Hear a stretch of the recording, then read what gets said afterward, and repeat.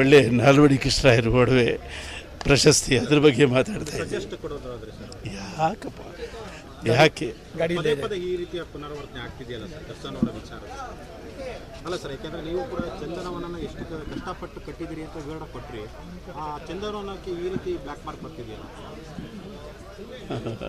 ಸಂಸ್ಕೃತದಲ್ಲಿ ಒಂದು ಒಳ್ಳೆ ಮಾತು ಹೇಳಿ, ಅತ್ಯುನ್ನತೆ ಪತನ ಹೇತು. ಚಂದನವನ ಎಷ್ಟು ಕೀರ್ತಿಯನ್ನು ಗಳಿಸ್ತು, ಎಷ್ಟು ಪ್ರಶಸ್ತಿಗಳು, ಎಷ್ಟು ರಾಷ್ಟ್ರ ಪ್ರಶಸ್ತಿಗಳು, ಎಷ್ಟು ಗೌರವ, ಎಂತೆಂಥ ಪ್ರತಿಭಾವಂತರಲ್ಲಿ ಹುಟ್ಟು ಬೆಳೆದ ಅಂದರೆ ಆ ಎತ್ತರಕ್ಕೆ ಏರ್ಬಿಡ್ದು.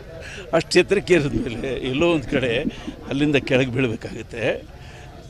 ಹಾಗಾಗೋದು ಬೇಡ, ಅಲ್ಲಿಂದ ಬಿದ್ದದ್ದು ಕೂಡ ಮತ್ತೆ ಹೇಳೋಕ್ಕೆ ಚಾನ್ಸ್ ಇದೆ. ಕೇರಳ ಚಿತ್ರೋದ್ಯಮ ಹೀಗೆ ಆಗಿತ್ತು, ಅದು ಈಗ ಉತ್ತುಂಗದಲ್ಲಿದೆ. ಅಂದರೆ ಕೆಳಗೆ ಬಿದ್ದ ಮೇಲಿದೆ. ಚಂದನವನ ಅದು ಚಂದನವನ ಕಡೆ. ಒಂದು ಮಳೆಗೆ ಮರ ಒಣಗೋದ್ರೇನಂತೆ, ಇನ್ನೊಂದು ಮಳೆಗೆ ಕಾಡು ಬೆಳೆಯುತ್ತೆ. ನಾವು ಒಂದು ಸಣ್ಣದಾಗಿ ಯೋಚನೆ ಮಾಡಬೇಕು. ನಾವು ಕಲಾವಿದರು, ಅದರಲ್ಲೂ ಸಿನಿಮಾ ಕಲಾವಿದರು. ನಾವು ಸಿಟ್ಟು ಇದೆಯಲ್ಲ, ಸಿಟ್ಟು ಅದನ್ನು ಸ್ಕ್ರಿಪ್ಟ್ ಮಾಡೋರು ಅಲ್ವಾ. ದ್ವೇಷ ಇದೆಯಲ್ಲ ಅದನ್ನು ಕ್ಯಾರೆಕ್ಟರ್ ಮಾಡೋರು ನಾವು. ಸಿಟ್ಟು ಅಂದರೆ ಅದೊಂದು ಸ್ಕ್ರಿಪ್ಟಯ್ಯ, ದ್ವೇಷ ಅಂದರೆ ಅದೊಂದು ಕ್ಯಾರೆಕ್ಟರಯ್ಯ. ಆ ಥರ ಸಿನಿಮಾದಲ್ಲಿ ತೋರಿಸ್ಬೇಕಷ್ಟೇ ನಾವು. ನಿಜ ಜೀವನದಲ್ಲಿ ಸ್ಕ್ರಿಪ್ಟ್ ಅಂತ ಇರಬಾರ್ದು, ನಿಜ ಜೀವನದಲ್ಲಿ ಕ್ಯಾರೆಕ್ಟರ್ ಹಾಕಬಾರ್ದು. ಇದು ಕಲಾವಿದರ ಕರ್ತವ್ಯ.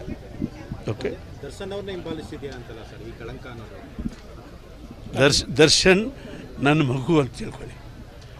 ನನ್ನ ಮಗು ಆ ತಪ್ಪು ಮಾಡಿದರೆ ತಂದೆ ಎಷ್ಟು ನೋವು ತಿಂತಾನೋ ನಾನು ಅಷ್ಟೇ ನೋವು ತಿಂತಿದ್ದೀನಿ.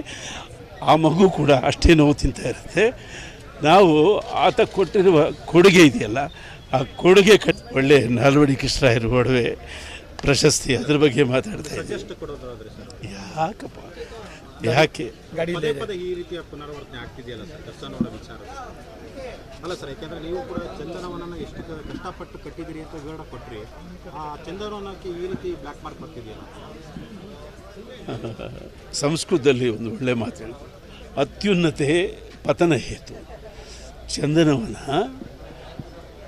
ಎಷ್ಟು ಕೀರ್ತಿಯನ್ನು ಗಳಿಸ್ತು, ಎಷ್ಟು ಪ್ರಶಸ್ತಿಗಳು, ಎಷ್ಟು ರಾಷ್ಟ್ರ ಪ್ರಶಸ್ತಿಗಳು, ಎಷ್ಟು ಗೌರವ, ಎಂತೆಂಥ ಪ್ರತಿಭಾವಂತರಲ್ಲಿ ಹುಟ್ಟು ಬೆಳೆದ. ಅಂದರೆ ಆ ಎತ್ತರಕ್ಕೆ ಏರ್ಬಿಡ್ದು.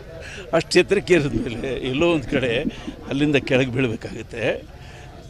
ಹಾಗಾಗೋದು ಬೇಡ, ಅಲ್ಲಿಂದ ಬಿದ್ದದ್ದು ಕೂಡ ಮತ್ತೆ ಹೇಳೋಕ್ಕೆ ಚಾನ್ಸ್ ಇದೆ.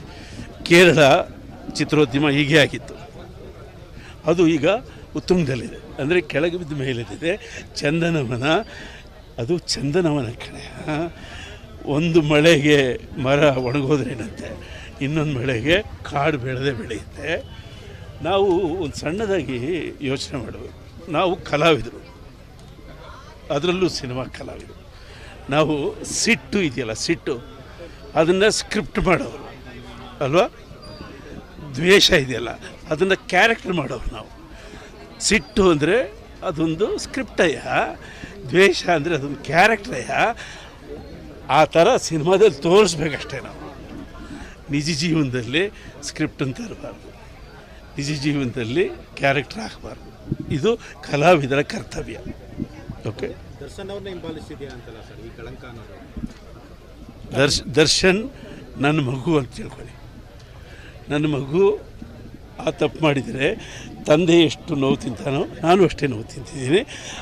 ಆ ಮಗು ಕೂಡ ಅಷ್ಟೇ ನೋವು ತಿಂತಾ ಇರುತ್ತೆ. ನಾವು ಆತ ಕೊಟ್ಟಿರುವ ಕೊಡುಗೆ ಇದೆಯಲ್ಲ, ಆ ಕೊಡುಗೆ ಕಡೆ ನೋಡೋಣ.